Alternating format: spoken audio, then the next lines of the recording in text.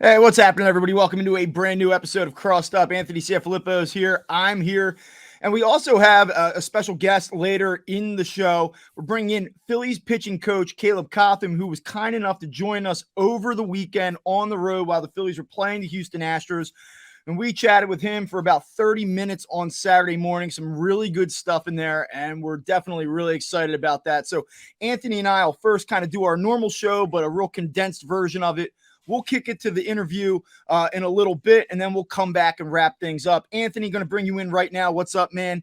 What's going on? How are we feeling on this Monday morning after the Phillies take 2 out of 3 against the Houston Astros?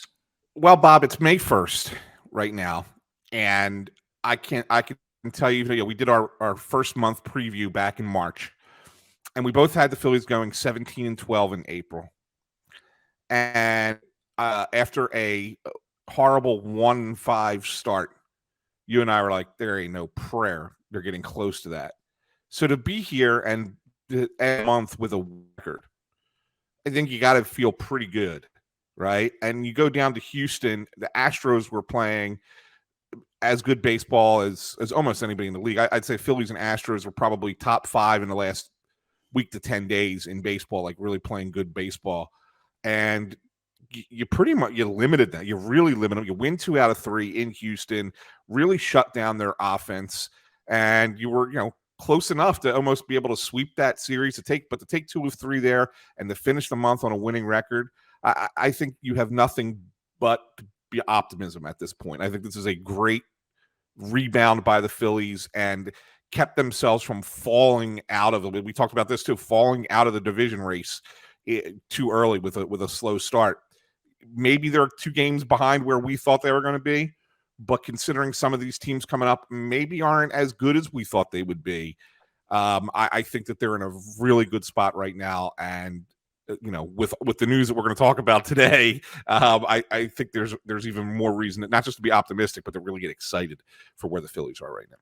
So you turn the page to May 1st, and I think that when you step back and look at the big picture, you have to feel really good about where this thing is. You said it. They have a winning record. They recover from the disastrous start. The division at one point about 2 weeks ago looked like it was totally getting away from them. They're 7 back to Atlanta. They've sort of bridged that gap here now. They go down now. They've won 4 straight series. They had an opportunity to sweep the Astros. The one question mark that I think that we were all sort of looking at was, can the Phillies finally get the versions of Aaron Nola and Zach Wheeler that we had been banking on? They finally checked that box. And I will tell you, though, because I am me, and you know me, I always want a little bit more. And I will tell you that coming into this LA series, hitting the road, would have been nice to get that sweep, and it would have been nice to be 16-13 in 1 game off that prediction that we both had. And it would have been really nice if the Phillies could have just gotten 1 hit last night with runners in scoring position, 0 for 8, 7 left on base. And I'll tell you what, they didn't play a poor game, but it was a frustrating game. And I know that if you say to me on Friday, they go down there, they're getting 2 out of 3 against that team, the way that Houston had been recovering lately themselves, I'd sign up for that. But, man, that game was right there to be had, and they just were a play away and a bat away all night long, and they just couldn't quite get there. But we're going to keep it positive here. We're going to try to keep it big picture. And, listen, maybe they're a game or 2 behind the pace that we initially had predicted, but, boy, we did not predict, at least not back in March, the possibility of Bryce Harper returning to this lineup as early as Tuesday night. Not Cinco de Mayo, not Memorial Day, like Tuesday night. So you probably know by now it's a Phillies podcast. You're a Phillies fan. I am sure that you have heard the news now that Bryce Harper will meet with doctors on Monday in LA. And if he's cleared 24 hours later, he's prepping to play a baseball game, a Major League Baseball game. Anthony, what's your reaction to this news? I know there's some concern out there that this thing might be a little bit rushed. I think you and I both share the same thought that it probably isn't. Like, what do you? Just give me what you're thinking about Bryce Harper right now. It's fascinating to me because, look, we've been saying since day one of this podcast that he was going to be back earlier than they would say. Whatever they said, whatever they would come out and tell us, Bryce will be back sooner than that because that's Bryce Harper. Okay. He does this. Okay. We kind of anticipated that. So when they were originally giving us, if you go back and listen, when they were originally giving us the All-Star break, we were saying, okay, it's going to be late June. He's going to beat that projection by a couple weeks. I don't think there was ever a time that we thought it would be May 2nd. Ever. Even up to last week when they said he could, if he's cleared by the doctor, he could come out and play. Okay, great. So we were thinking, all right, it's still going to be when they return home. Right. Not, okay, good to go. See you in the dugout tomorrow, boys. Like that's to me, it's unbelievable. And you're right. It's not a situation where the Phillies are rushing him because they would never do that. They would never put the most important player in their organization that they have such an incredible financial commitment to at risk of re-injury just to get in an extra few games, right? Yeah. They just wouldn't do that. Yeah. So if he is cleared by the doctors later today, they are very comfortable with it. The doctors are and the doctors wouldn't put their reputation at stake either. I mean, we're talking about Neil Elitrosh, who is the guy, right, in the U.S. for Tommy John surgeries for professional athletes, especially.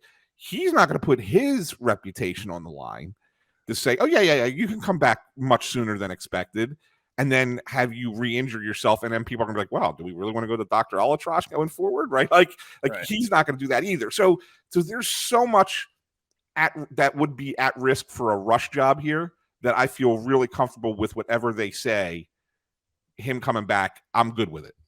Yeah, I think that what they're probably asking themselves, or one of the questions that has been asked here, is getting him back right now 15, 20 games ahead of the initial optimistic projection. Remember, this thing has moved multiple times. So we start whispering end of May. So getting him these extra 15, 20 games now, if there was a correlation between him playing on May the 2nd and a 30% greater risk of re-injury, my guess is they probably would not roll the dice on that. In fact, I know they wouldn't roll the dice on that. And I think that those are the considerations here. You want him back. Only missing 30 games is truly remarkable. You know what it's going to do from a morale standpoint, lengthening the lineup. We know all of the obvious benefits of getting Bryce Harper's bat back in this lineup. But I think that is the one thing that they really have to consider. We heard it the other day when we talked to Caleb Cotham, and you'll hear this in a little bit. We heard Matt Strom say this post-game after his last start against the Mariners. Like there is a feel that it's about the end goal, the big picture, October. I mean, that's what this is about. It's not about Bryce Harper getting an extra 60 at-bats in the month of May. And I think that those things have been looked at. I would imagine that they have been considered at length. And I think that everybody's probably on the same page here, pretty comfortable with it. And I will say this, I mean, you get him back, and I know we're all feeling really good about the Phillies right now. They dug themselves out of the hole. They're over 500, 2 out of 3 against the Astros. But talk about the ultimate reinforcement getting Bryce Harper back here, because there are some inconvenient truths about what we're watching with this Phillies offense right now. And we are raving about the bullpen and how good they've been. They were good again this weekend. The starting pitching at the front, you're starting to feel a little bit better about that now. I want to get to Bailey Falter in a minute. I think we need to have a Bailey Falter conversation. But this offense still has some issues right now. And they're 18th in baseball in runs per game. They're still leaving the 5th most runners in scoring position. I just said it a moment ago, 0 for 8 last night, 7 left on base, 3 different innings where they left on 2 runners at a time. Trey Turner down to 260. Alec Boehm down to 275. Even Bryson Stott, who's still sitting at 317 today, the OPS is south of 800. So that kind of like lets you know that you're looking at really singles heavy, not a lot of walks, not driving the ball consistently. And we've talked about that before. Still really good start for Bryson Stott. It's not a knock on him. But this offense was getting outperformance by a number of players. And now they're starting to come back a little bit. And that's okay. But now you sort of need your other guys, Bryce Harper being one of them, to sort of come back, pick this thing up, and level it off a little bit. You get Harper back. I don't expect him to be an MVP right from the jump offensively, but I do think that he's going to give you quality at bats and some legitimate pop in the middle of that order. And then you hope that his return does something for Trey Turner, who was so bad over the weekend. He's really going through it right now. And the player he is, he's going to bounce back. It's going to happen, but it is a tough watch right now.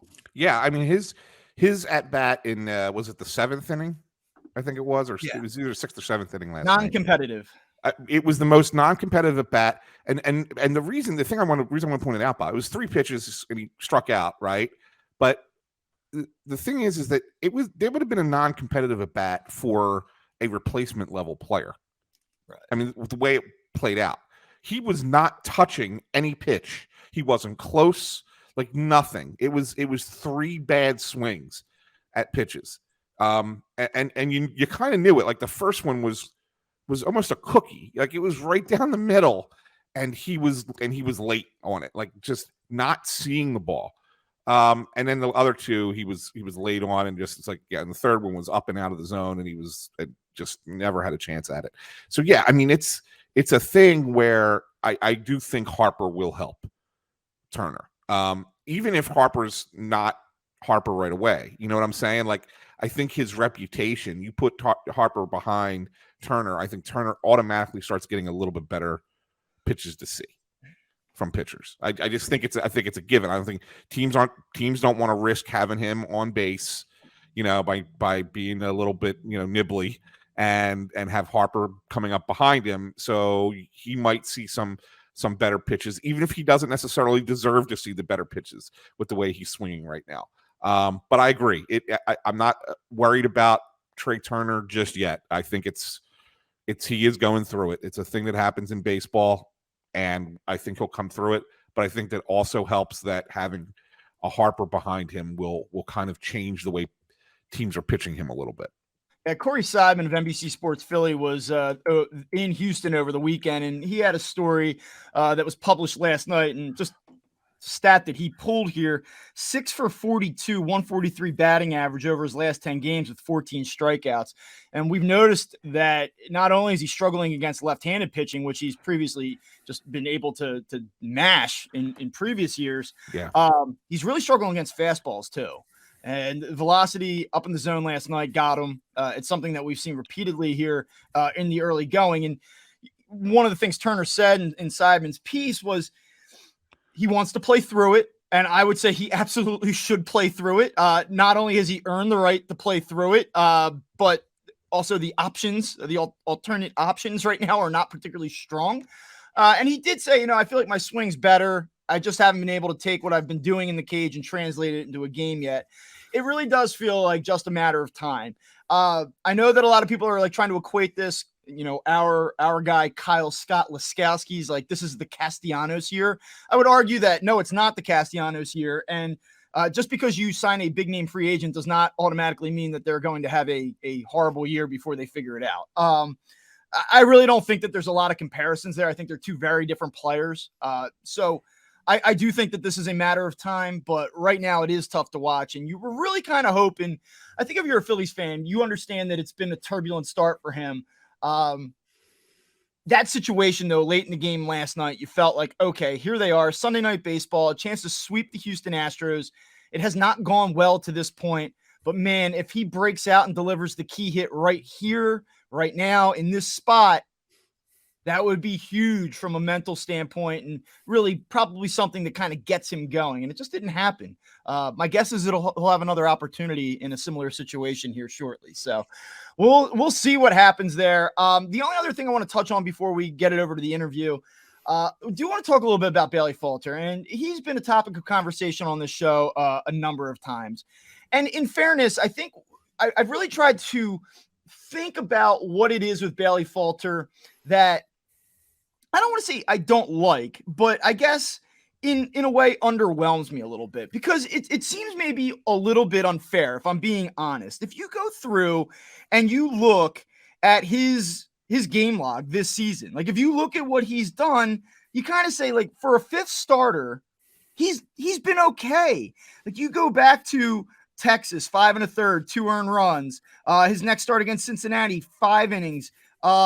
1 earned run. Then he had a little bit of a blow up against the Reds the next time out, 4 2/3, 5 earned runs. Bounces back against the White Sox, 7 innings, 3 earned. He's been okay. He's giving you anywhere in the neighborhood of 5 to 6 plus. He's probably going to give up 3 or 4 earned runs per start. And for a number 5 guy or a depth guy, if we're being honest, like he really should be your number 6 if everything stacks the way you want it to. I don't think that you can really complain about that.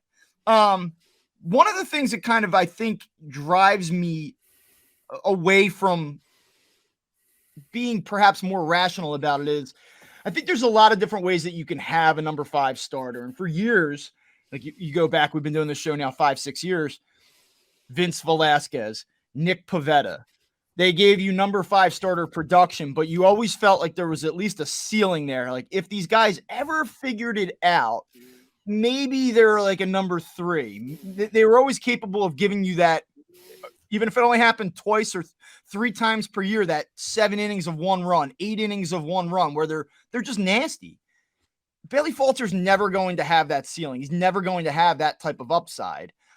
Maybe he's a little bit more consistent than they are. And if that's what you want in the back of the rotation guy, maybe that's your brand then that you prefer.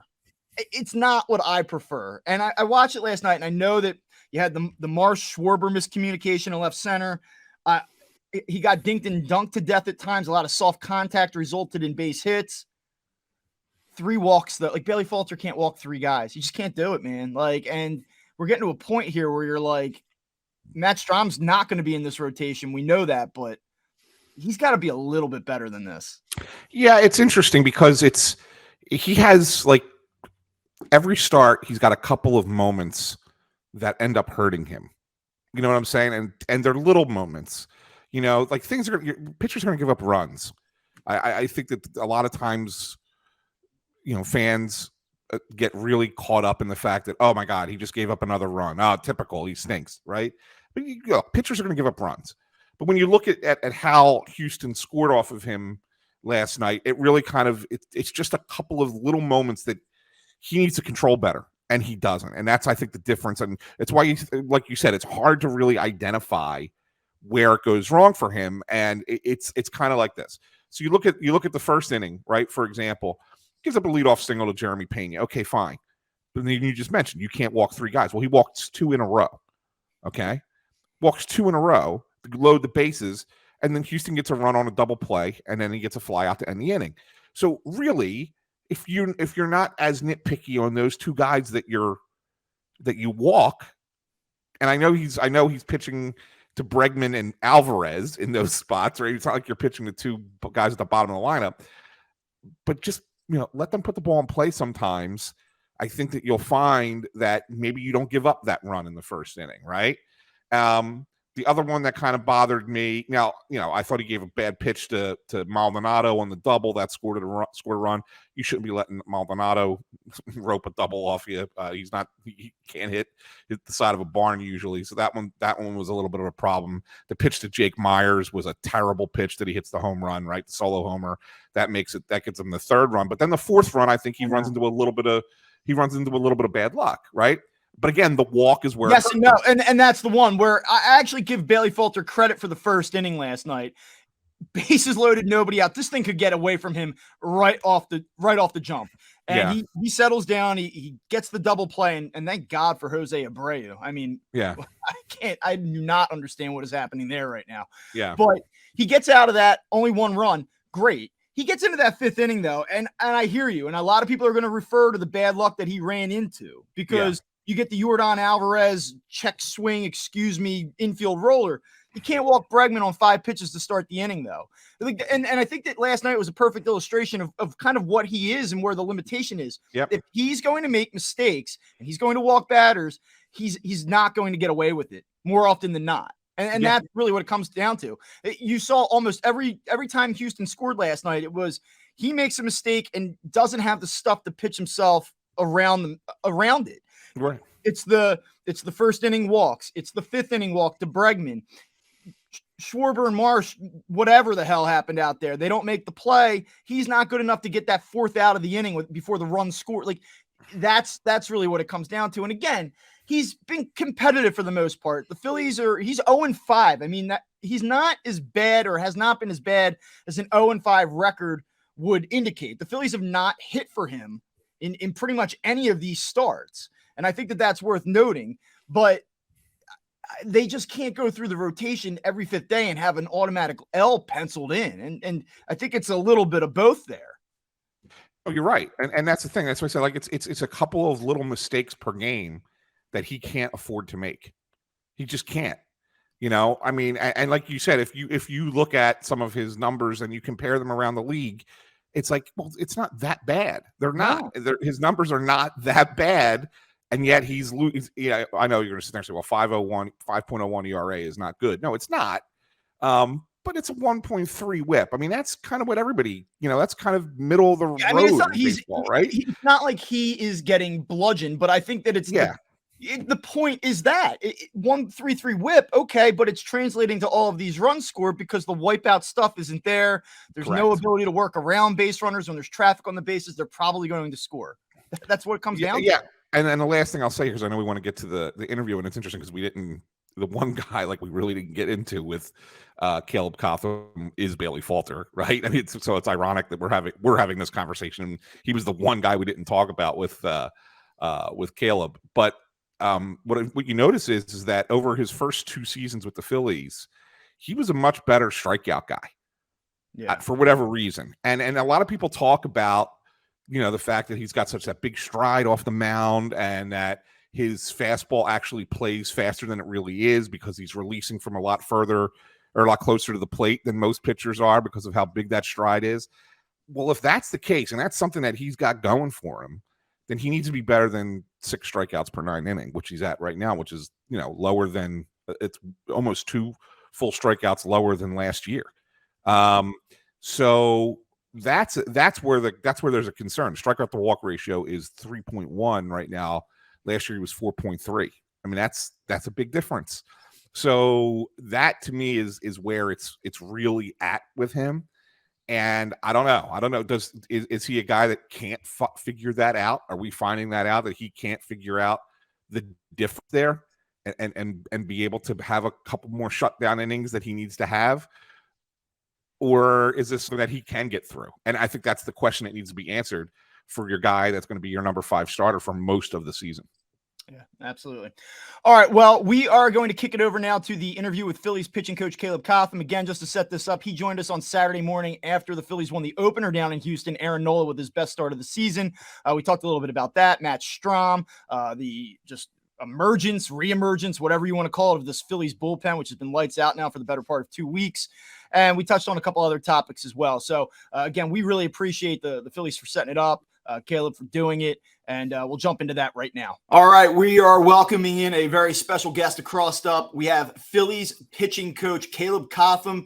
Thanks so much for joining us, man. We know you're on the road right now, coming off a big win Friday night against the Astros. Aaron Nola, obviously outstanding in that game, so we really do appreciate you taking 15, 20 minutes here for us. Yeah, no problem. Thanks for having me. It's almost like we had perfect timing with this scheduled interview, right? Here we get you the morning after Nola's excellent performance down in Houston, and I guess we kind of want to start off with Aaron, obviously because it's the most fresh news. The outing that he had we've seen these before, right? I mean, this is not a surprise that he can go 8 innings. It's not a surprise that he can have a dominant performance, but it was something that we were kind of hoping we would kind of get to at the beginning of the season here, and hadn't quite had that start yet. Can you talk a little bit about his start to the season and getting to this point to get you an 8-inning masterpiece pretty much against the defending champs? Yeah, I mean it's not been, like, as everyone knows, it's not been quite Aaron Nola so far, and yeah, it's just kind of how it goes. And I've talked a lot about Aaron, and every season's different, and your body's different, your delivery's different. It looks the same, but these guys, they're so in tune with their body, and he just hasn't quite felt himself in a sense of just like it's all put together. And he's working as hard as ever, but for me, it hasn't been bad. It's just he hasn't made that pitch, and we've talked a lot about that in the 3 years I've been here with me and Aaron, and you know, he's very, very good, and he's very obsessed with figuring it out. So I think the last couple outings, you're seeing a guy calibrating to a new rule set that he has a framework of how he's done and how he does slow the game down, and he's had to find a new way. And spring training is spring training. It's really tough to simulate what that feels like in front of 40,000. And last night I was really proud of him that you could just feel that he was managing the time, managing the game as well as he has all season. And I think it showed up in his ability to go 8, especially after getting punched in the face a little bit in the first inning. So I think last start was a step forward, and I'm not even necessarily looking at results. And when I say that, it's how he's handling in between pitches, when he's making pitches in reference to the pitch clock. But he's one of the best, and I knew he would find a way. We've talked a lot about strategies to help, and last night was the culmination of him putting a lot of effort and a lot of work into figuring that out. I'm kind of curious. I know that you're very process oriented and detail oriented. You get the rules and you get the new rules and the pitch clock, and you know it's coming. But like when you first learn about that, like where does your mind go right away? Do you say, this is going to impact certain pitchers more than others on my staff, I know this is going to be an issue? Like, what's the process that you start to kind of go through in order to get these guys ready for it? Yeah, I mean, you're thinking about it, and you kind of want to see it and feel it. And I thought this at the beginning, and I believe it more than ever. Like, it's this game, especially from the pitching standpoint, is there's such a big emphasis on the ability to make adjustments, the ability to think clear, the ability to be prepared. And I think that's just, it's 10x so far this year. Like, it's really important to be prepared. You don't have time to look at the catcher card as much. You don't have time to think, oh, like, what was the scouting report on this guy? So the ability and the emphasis to be really prepared and honestly have a little bit of recall, trust JT. So that, like, JT's even ramped up. He's one of the most prepared guys on the planet, and he's ramped that up. We've ramped up the simplicity of some of the things we provide. And I think that's one thing. And two, they, like, every pitcher's had to kind of readjust their adjustment process. We've always talked about, like, you know, you have 15 seconds. You have this 15 seconds to 20 seconds to what happened, what did I see, what am I going to do about it, do I need to make an adjustment? Now that's kind of like 6 seconds. Right. And on top of that, they're having to, especially with no guys, if no one's on base, the pitcher has no strategy, no ability to stop the clock, which is just something we have to deal with. They're the only guy on the field that can't call timeout with no one on. So big emphasis on thinking clear and really having a quick reset, and the short memory that we always talk about. It's so important. And that's why you're seeing across the league too, like this momentum build of big innings and, but the ability to make a pitch in a big spot, to stay inside myself, and I keep saying think clear. And it's really important that I'm focused right now. And yeah, the pitch comms helped. We put things on the pitch comm that have kind of breadcrumb guys to remind them of certain things. And it's kind of a test tube. But to your question, like, I think the guys that have pitched in this game for a long time it's a bigger adjustment. Like, it's so hard coded in the Wheelers and Nolas of the world, how they've done this thing, that they've had to adjust. And it's just the game now. So we do have to make that adjustment. And one thing I wanted to ask, I'm glad you brought up the adjustment end of things. You know, when you look at Aaron's start from last night, for example, you know, a lot of people I think this morning are talking about, well, you know, his velocity is still not where he wants it to be. It's still a little bit down.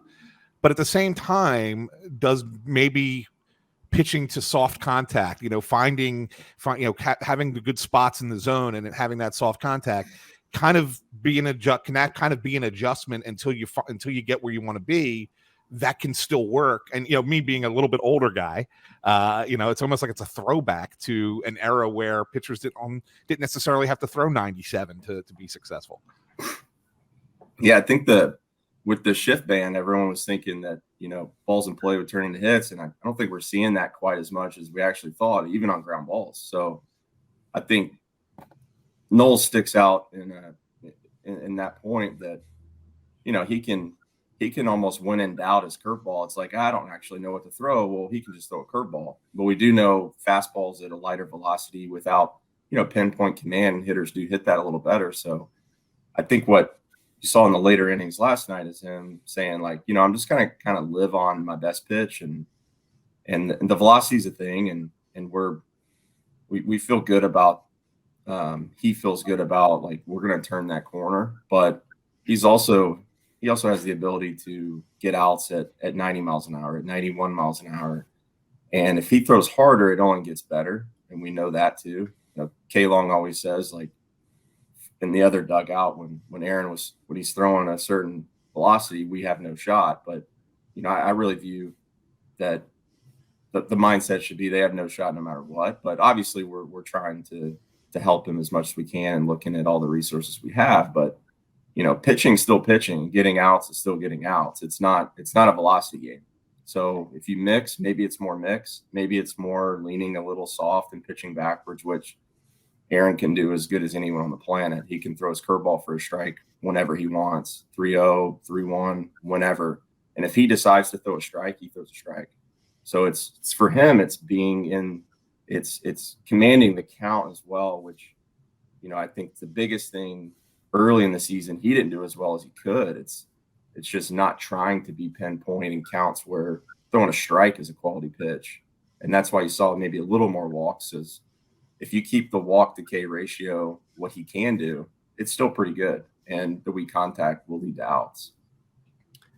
I want to switch gears a little bit. And it's interesting that you just talked about the walk to K ratio. Let's talk a little bit about the bullpen, I guess. And I know that you're aware of the numbers, and you're probably more aware of the numbers than anybody, but March 30th through April 15th culminates in that 13-0 loss at Cincinnati on a Saturday.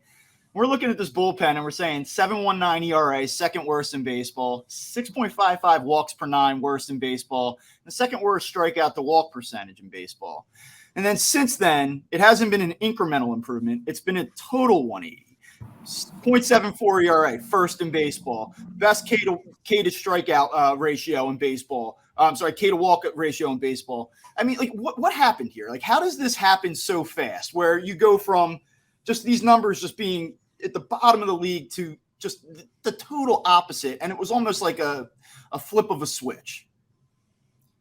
Yeah, I'd like to say we had some cool meeting and some come to Jesus moment about throwing strikes, but I think from the top, like Topper, and I try to follow his example as much as possible, but it's a no panic policy. It's a belief in that, if anything, we realign to our first principles. We realign to that, like, the only thing, the thing that I care the most about is throwing strikes. And at a certain point, I know it's early in the season and I'm human. We're all human. It's like, all right, what's going on? So then you start looking at it, and our competitive pitch rate was pretty high. So our zone rate was low. We obviously were walking guys, and it's hey, we're just missing. We're having a lot of near misses, if you will. And we faced teams that planned very well. The Reds were the best example. They put good at bats. They didn't swing at balls, and we didn't throw the ball over the plate as much as we should. And it was just kind of a belief and talking to the guys and realigning to what we really believe in, that attacking hitters and you showing up over the plate with everything you got is the way to do this thing. And we also have veterans down there, and Alvy's kind of leading by the biggest example you possibly can. And, Craig's down there, and Soto and Sir Anthony, all those guys. And really it was kind of a, let's keep going. Let's keep going. Let's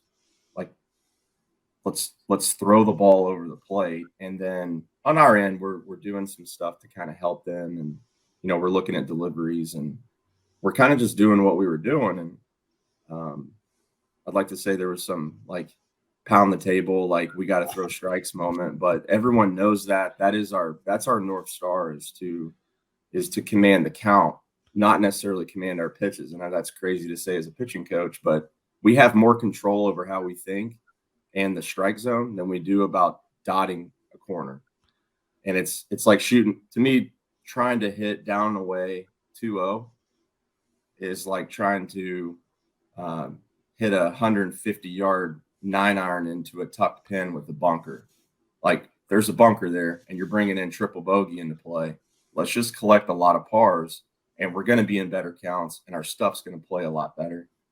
So, that's just showed up. Like, those guys they're very, very good, and it's when they get on a roll like they are right now, it's really, really fun to watch. Is pitching contagious like hitting is in a lot of ways? Like, because one guy goes out and has a great inning, and then it's like, okay, that's what we needed. Now the next guy goes out and goes out. And then you put a bunch of those together, and now it's like, well, I don't want to be the guy who ruins this streak. I don't want to be the guy who has the blow up inning, right? I mean, is it that kind of competitive contagiousness? I definitely think it's competitive. I think they're some of the best competitors on the planet. And I don't know if it's competitive in the sense of like, I don't want to mess this up, but like, that's our team. That's the clubhouse. Like, it kind of wraps guys up in it. So if you aren't in that mode, you aren't in this mode, and you're not in, I haven't seen that even to be a thing because of the personalities here. So yeah, it definitely is. And it gets to be part of just who we are and what we do. Like, we go out and we do it this way, and we take pride in that. So I think that's kind of the snowball and to what you're talking about. I don't know if it's like, hey man, I don't want to mess this up, but yeah, there's a part of that. And like, hey, I want to do what all these other guys are doing. I want to, like, Alvy's turned into an 80 command guy. Like, he's just trying to throw a ball right down the middle every single time. And it's not going to go there. Like, something we say a good amount is the best way to probably not throw the ball down the middle is to try to throw the ball down the middle. And it's crazy to say, but I mean, these guys are the best on the planet. But with the stuff we have, the movement these guys can create, like, it is really tough to hit a 4x4 leather mitt. Now, they do it for sure, but the most important thing to command is the count. So they're taking pride in that, and they're getting after it. I'm kind of curious about your assessment of Alvarado specifically. I mean, listen, he's arguably the best reliever in Major League Baseball right now. And 13 months ago or 11 months ago, I guess it was, we're talking about him potentially being done here. What have you seen in this reemergence, and what do you credit it to? And what's just your overall take on what you're seeing from him right now?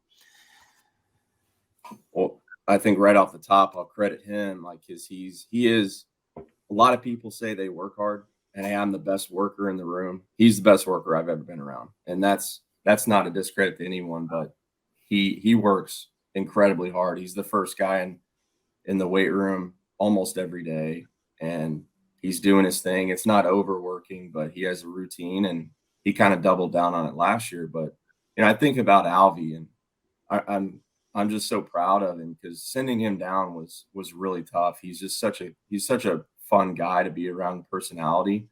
And at the time last year, it was really tough, but it just really felt like the best thing to do for him to reset. And it worked. And I don't know if there's like, yeah, he went down and we want you to throw, your cutter a little more. We want you to work on this little piece of your delivery. But I think success breeds success. And the biggest thing that I've noticed with Alvy over the last year is that he's not talking about his delivery as much. He's not attributing wins and losses to, like, was my delivery good? And I do think that's a really important piece, because another thing I really believe is you can make good pitches with a bad delivery, and you can make bad pitches with a good delivery. It's not always the reason. And it was a little of that, where if I was falling back, I was doing this, therefore I didn't pitch well, where he shifted, and, it's on a t-shirt now. So it's our fill it up, kind of one of our principles and pieces of the North Star, getting to strike. So weak contact or getting to 0-2, 1-2 in the first 3 pitches. So fill it up, put a pH on it. So, but he's made that his own. And that's when, these things are kind of taking hold and guys are taking ownership. It's strike 1, strike 2, good luck. So there's less game planning. There's less, hey, you might need to throw a 4-seam to this guy. I know he's played around with the curveball, but I think the biggest thing is he's just got wrapped up in actually pitching and playing the game rather than playing against himself and his delivery. He's playing the game against the hitter, and he's having a lot of fun doing it.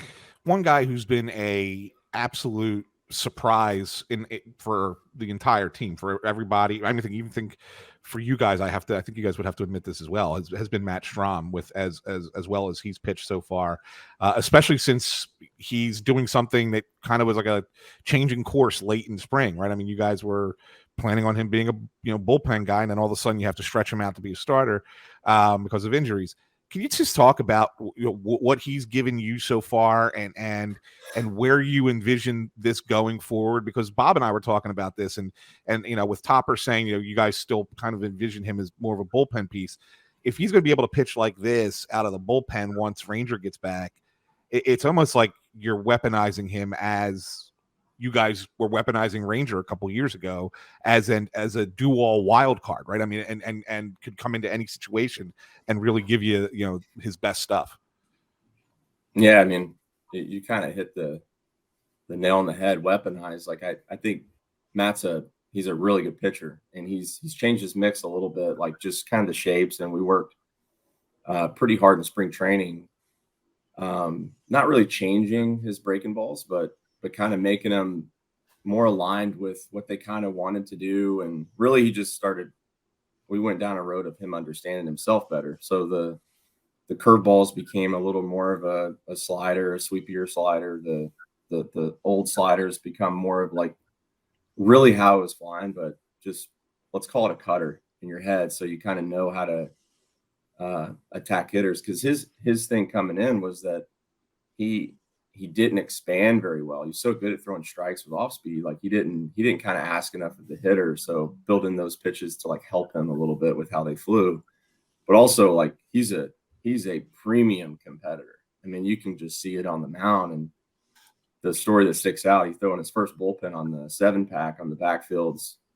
And I mean, he's just letting himself have it after every missed pitch. And how we start those first bullpens in spring training, there's 55 people behind us watching. Everyone's like, is this real? And he holds himself to a really high standard, but he has a good balance of like doing that type of stuff, but like flushing it. And like, honestly, that's his way of flushing it. It's like, he's going to talk some crap to himself and then he's going to go to the next pitch. But elite competitor, he means it when he says, I'll do whatever I want, whatever you guys want. Obviously, I just want him throwing as many important innings as we possibly can, because he's good, and it's been really impressive with being pushed into that starter role.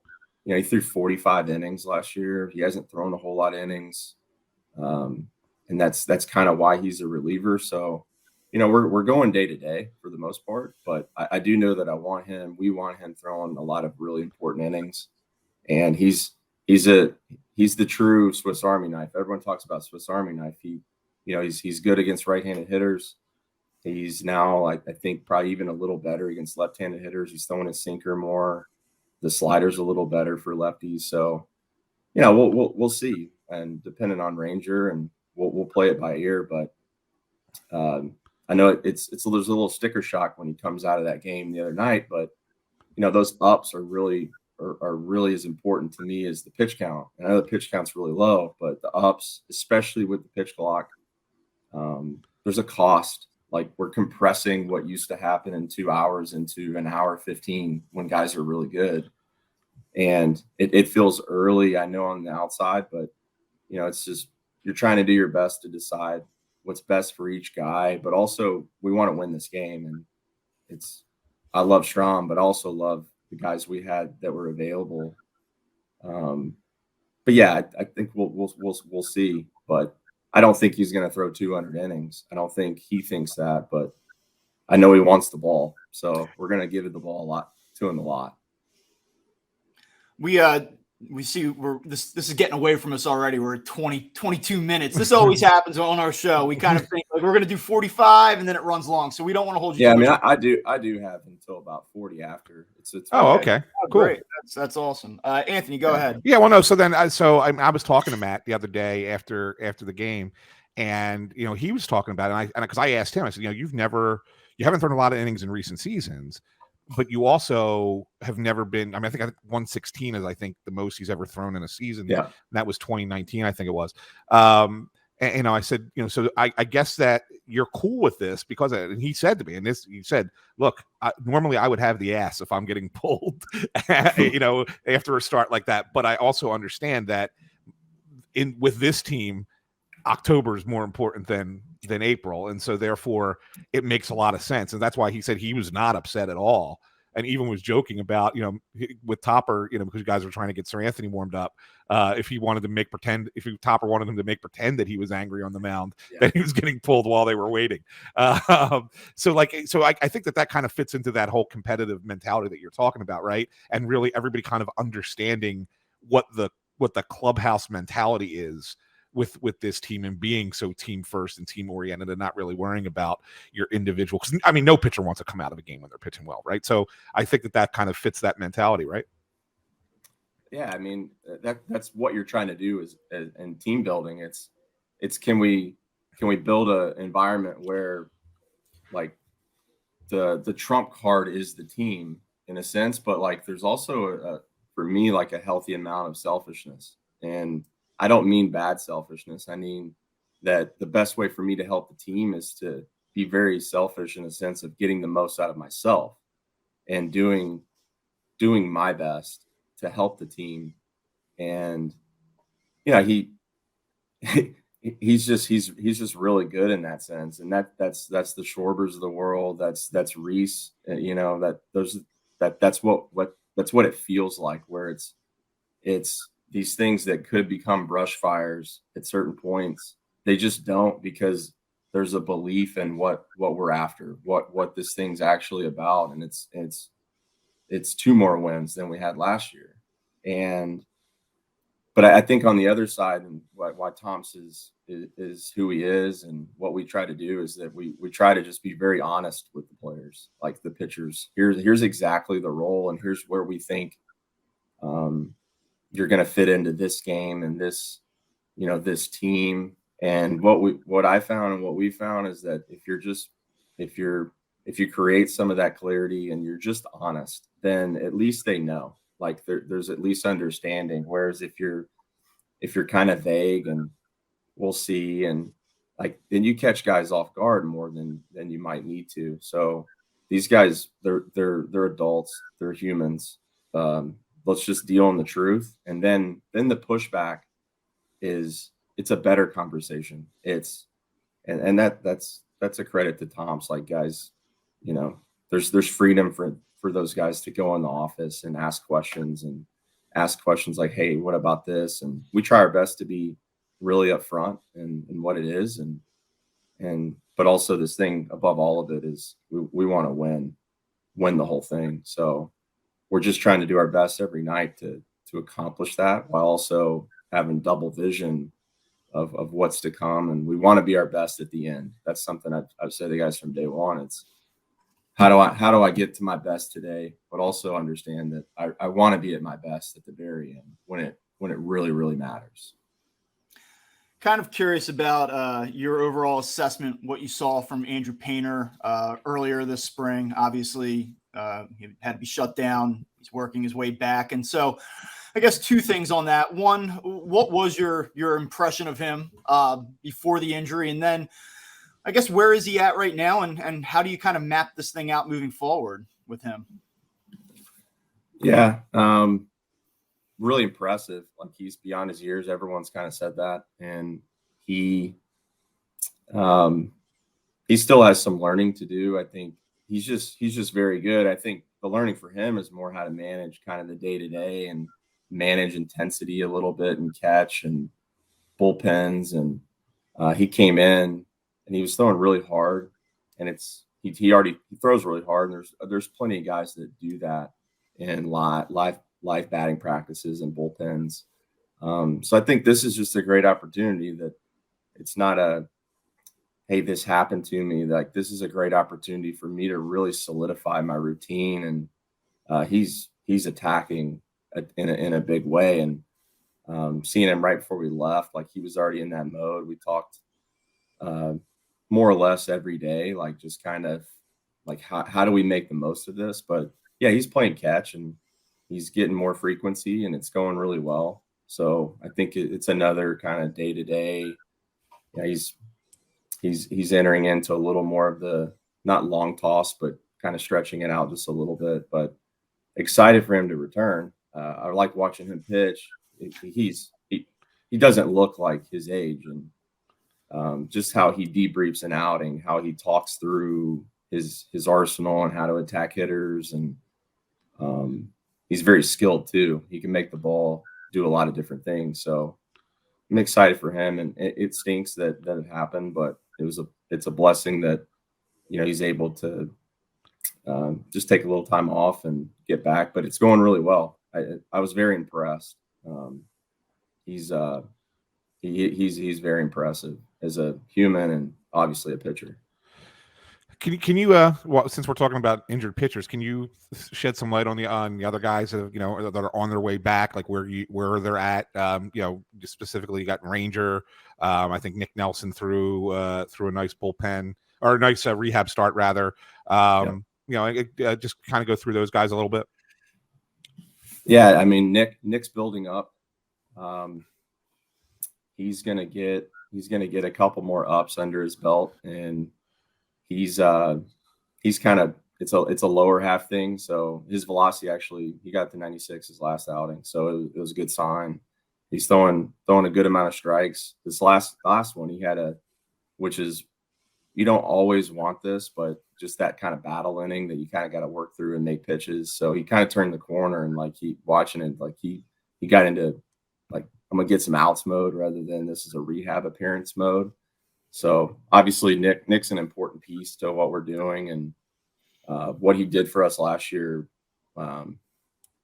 It's easy to overlook that. I mean, he went 1+. I think it was 29 times, 1+ or more.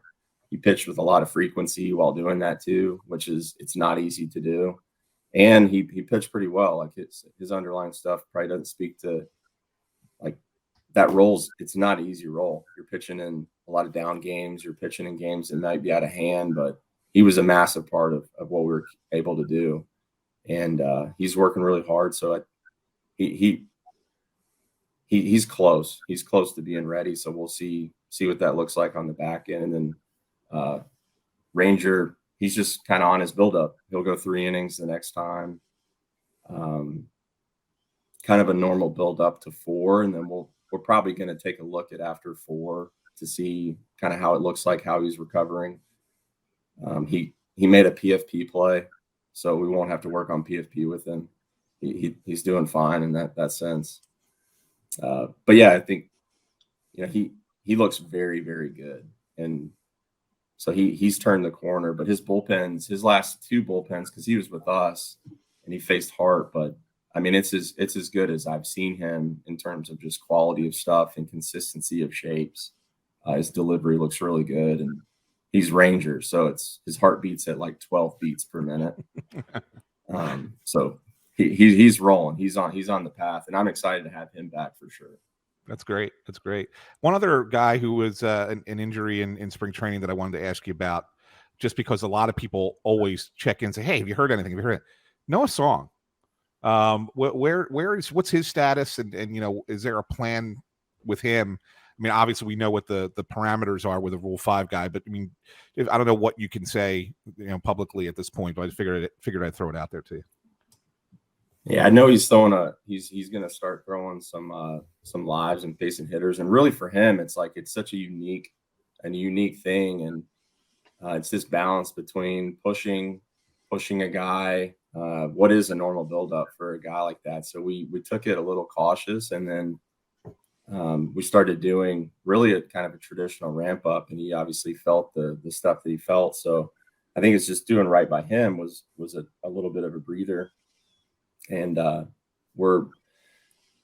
his work surrounding kind of just getting back to this athletic throw, this athletic way of throwing, because I don't know if I've ever experienced like not throwing for the time off that he had thrown, and his delivery had changed. He, like, lack of a better term, it got real pitchy. So lost kind of that athletic throw, and athletic delivery that he had, and was probably why he threw as hard as he threw. So he's been focused on that, and it's going good. So he'll just keep progressing. But really, he's got to face hitters. We got to see how the body responds to that elevated environment, and then kind of just go from there. Like it's such a unique thing, but the attention to detail is off the charts, and he's it's interesting to watch someone relearn how to throw, and like, hey, I used to grip my slider like this, I think, like a bunch of conversations like that. But he's kind of just on the path right now. The last couple guys I wanted to ask about, I don't know if Bob, if you have anything left, is a couple of guys who we've already seen up with the big club this year, who impressed in spring training. Both have had struggles in the majors, but then now Junior Marte is back and had a nice outing. I also wanted to ask about McKinley more, because there wasn't a lot of talk about McKinley, but when I was down at spring training, I was watching those games, and I know you were using him mostly late in games and probably against minor leaguers, but he was impressive. And I was sitting there saying, I remember telling Bob, I was like, I think that this guy's much closer than anybody's giving credit for. And then you guys brought him up as well. There's a lot to like about those guys. There was a lot to like in spring training. Can you just talk about what you like about them and where you see each of their progressions going here as we move forward for the rest of 23? Yeah, I'll hit Marte. I mean, obviously he was incredibly impressive in camp. Threw a ton of strikes. Sinker is really good, and I thought the best thing he did, even though the performance wasn't great, like in the big leagues, he threw a slider for a strike at a really high level to lefties, and he kind of just lost his sinker slot. It's not that his slot changed; it's just he couldn't quite, and it might be, maybe it's a little pitch clock, but he just couldn't quite make the adjustment to like raise his sights to get the sinker in the strike zone to righties, and which is what we think, and I know that's his sweet spot. Like he's going to be he's very good against righties. He's going to be very good against righties. So when we sent him down, it was just a reset. We talked about getting maybe a little more four seam up just to find your hand for the sinker down, and he's done it. So he's kind of made that adjustment, and there's some delivery things that we think that can help a little bit, but I like the heartbeat. He likes the pitch. You can tell when you go out to the mound, because I was making the pitching changes in spring training, guys would come to the mound, I'd hand them the ball, and you can just tell this guy, like, it's a little different when he would walk onto the dirt. It's like he's coming out there to get after somebody. So I'm glad we have him. Like he's been really receptive. Like he's very, very open to things, and I just like being around him, so I'm excited about him. And McKinley, obviously, I knew he was good, and I didn't know. I saw when we got him, and like kind of tracked his progress last year. But as soon as I saw him in spring training and his delivery, he made one small adjustment with his leg lift, because he would swing his leg pretty far away from himself into his leg lift, and we got him to keep it a little tighter, and it kind of changed his game, because his bugaboo was missing fastballs away to righties, and it's good off-speed stuff, but there just wasn't enough strikes, and he just started throwing a ton of strikes. And when he got to the big leagues, it's normal, but it was this idea of like, I got to maybe do a little more, and so you get mulligans and in those debuts and your first ones. But I think his last outing before we sent him out in Cincinnati, you saw that shift of like, okay, I'm going to stop trying to like pitch how I should in the big leagues, and I'm just going to start getting after hitters. And it was after a couple walks, but it was like, that's the guy we saw in spring training. So he's doing more of that, and he's just finding his way too. And that's part of the learning process, but he's going to help us. I mean, it's 280 off-speed pitches. It's a good fastball, especially when he's throwing for a strike. He's going to help us. Anthony, I don't know if you have anything else, but Nope, I'm good. Yeah, I mean, we really appreciate you giving us this time. I mean, we know you're busy. We know you're on a tight schedule. So to come in and do this for us today, it's greatly appreciated, man. Yeah, awesome. No problem. I appreciate it. It's Wheeler Day, so Was it more autopilot today? It's a little bit easier day, right? Well, look, we appreciate it, guys. Like I said, appreciate it, and I'll see you when you get back next Friday. Awesome. We'll do. All right. Thanks. Thank you. All right. Take care, Caleb. Yeah. All right. And that was Phillies pitching coach Caleb Cotham again. Like we said, just some really good stuff there. When you talk to him, I mean, Anthony, the one thing that I certainly came away with is just a really thoughtful, intelligent guy. You can see why pitchers buy into the message. I think sometimes you talk to people in sports and you kind of say like they've been around the game forever and they're not great communicators, or they might not be the most intellectual guy, but like they know the game. You talk to Caleb Cotham and you kind of go, well, he knows the game, but I think I'm talking to somebody that's smarter than I am. That was kind of my takeaway. Yeah, you know, the biggest takeaway for me, Bob, is you assume because of his background, and we actually talked about this afterwards. We're like, man, we wish we had more time to really kind of dive into like the whole drive line pitching thing and like how that kind of developed and became a thing to lead to becoming a major league pitching coach. You assume that because of his background, that he's very driven by like an analytical approach. And the thing that I got out of our interview, maybe more than anything, is that he's all about simplifying things for pitchers. Yeah. And making it a very like a feel thing for them more than anything else. And it's a complete opposite than that you would probably expect, right? From a guy who comes from that drive line philosophy. It's almost as if he studied it so much that he now has an ease in kind of explaining it without having to worry about it being, well, here's your spin rate and here's your, blah, blah, blah. And like, it's almost like he comprehends that and he understands it and been able to formulate a way to communicate it to people on a much more simple level for them to just understand. Like I think that's what's impressive about him. Synthesized that information overload, and he is able to then turn it out and not overload and burden the player with all of the different numbers, all the different metrics, all of the different things that they're looking at. It's like, hey, you know what? Okay, I've got it. Now you do this. That's the way it comes across to me. Now, yeah. I would have loved to have taken 2 hours with him and say, hey, tell me about Driveline. When you went into Driveline, before you arrived there, what was your philosophy? How did it change?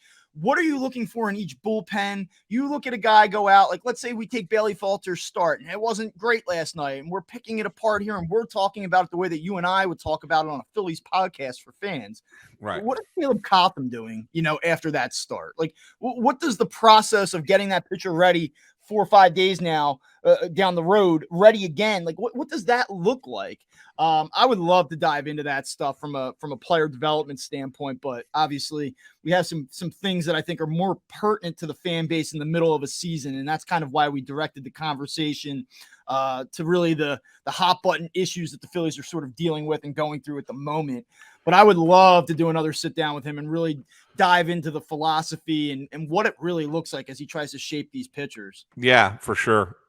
And, it's just kind of interesting to listen to, the things that you said to an Alvarado, right? And to kind of get him, focused on what he can do really well and how it's just, again, I buy into the communication level of just explaining. So these guys are such creatures of habit for so long to get to this point where you don't become a major league pitcher without really, really having that drive and that routine and everything else. And as a pitching coach, you got to go in there and tell a guy, okay, in order to be more successful, you got to change something that you've been doing for very, very long. And because can you imagine, like, you would be reluctant, I would be reluctant. It's human nature to be reluctant to say, here's something that's gotten me here. Right. And now you want me to do it differently or approach it, think about it differently. And I think he has a way of making that seem normal. And that's what, just sitting there listening to him talk about this stuff, like that's what was the greatest impression for me on his success as a pitching coach, because I don't think that I would look at it, and I think I'm a pretty good communicator personally, but I would think that if I had at my disposal what he has at his disposal, information wise, I'm not certain that I would be able to, you know what I'm saying? Like, to put it's it like, where do you start? Yeah. Yeah. Like, I don't think I'd be able to condense it down into something that's simple and easy for the athlete to then, incorporate into what they're doing to make themselves better.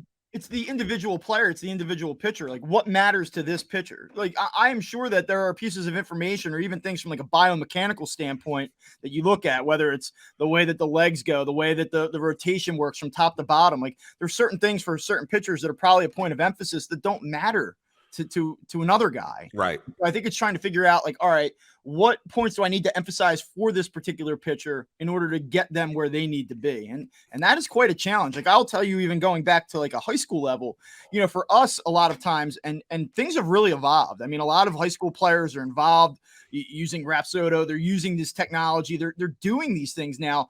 But like at the simplest levels, like we'll have a guy that, throws the ball pretty hard, and, his front shoulders at first base by the time he's midway through his windup, and you're like, yo, man, like, you got to stay closed longer. Or like, you can see a guy go through a windup and be like, you're not using your lower body at all. Like, let's work on that. Like, they're very like broad stroke things, like this is a clear problem mechanically. Like, let's fix that. But when you get a kid that's pretty good, how do you get him to add 3 miles an hour onto that fastball? Is there a way to optimize the delivery or be more efficient or condense or simplify delivery to be better and closer to the strike zone more consistently?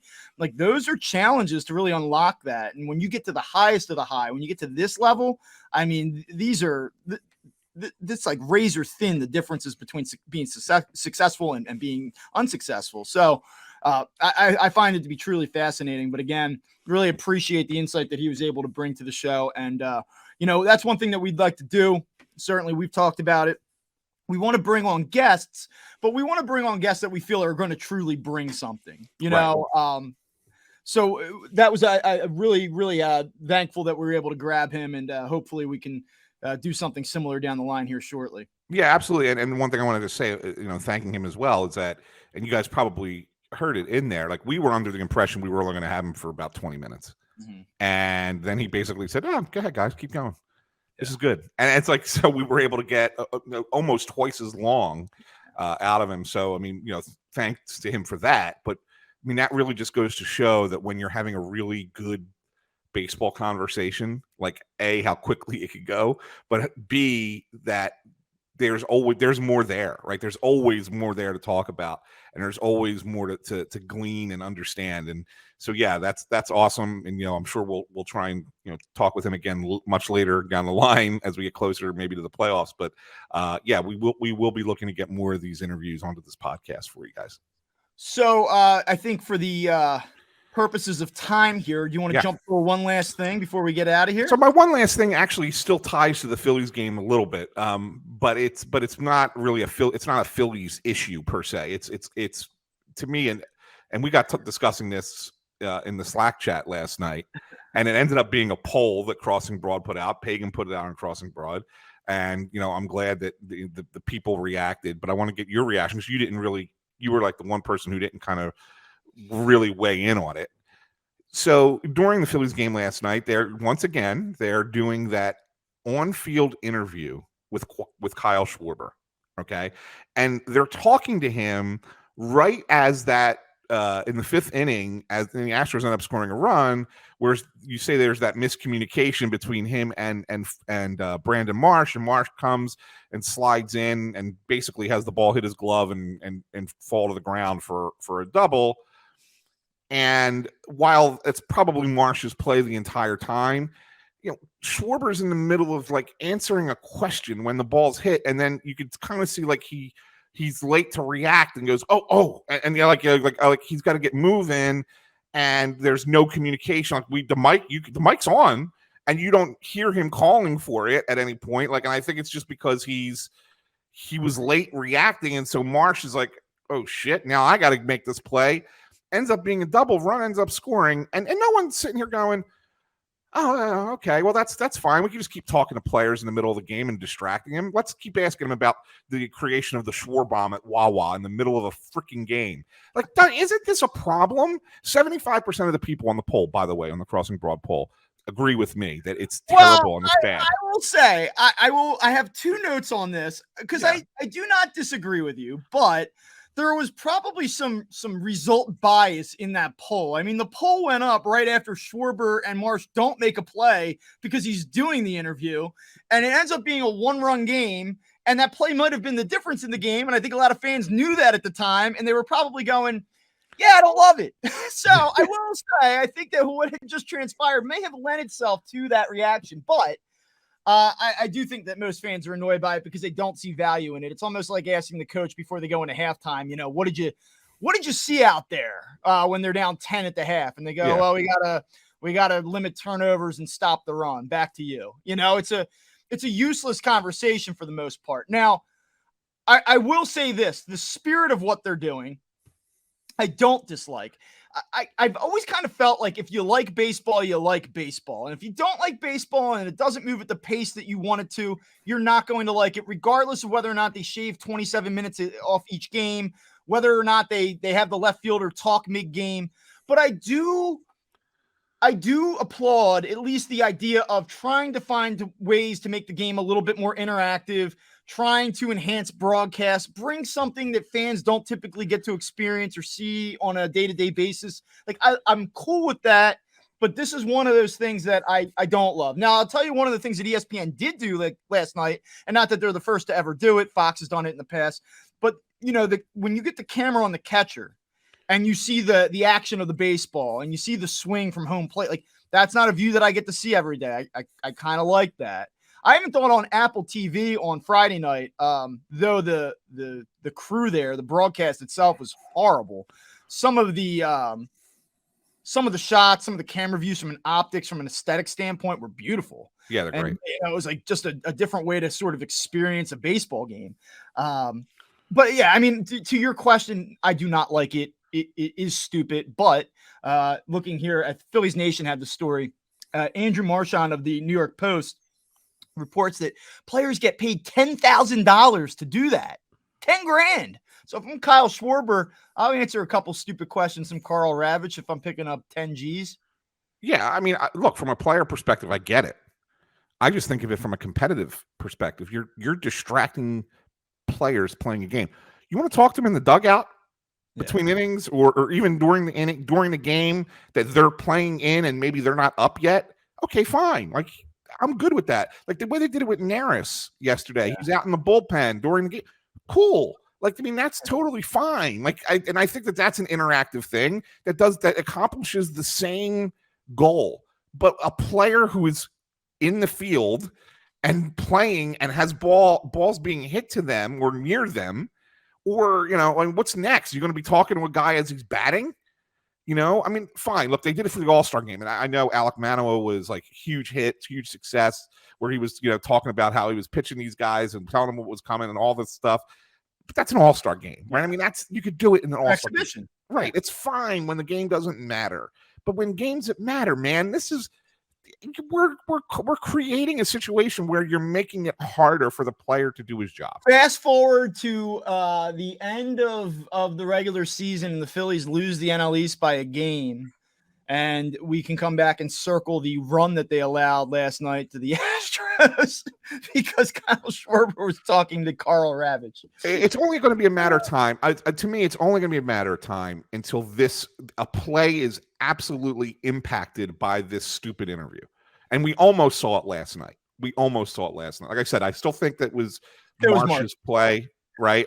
But it was close enough to sit there and say, you know what? That's so out of, it's ridiculous now. You're getting close to impacting the result of the game just because you have to ask a dumbass question to a player in game. That to me is that's why, and it's not me being an old man yelling. I'm fine with the interviews, just not while they're on the field of play.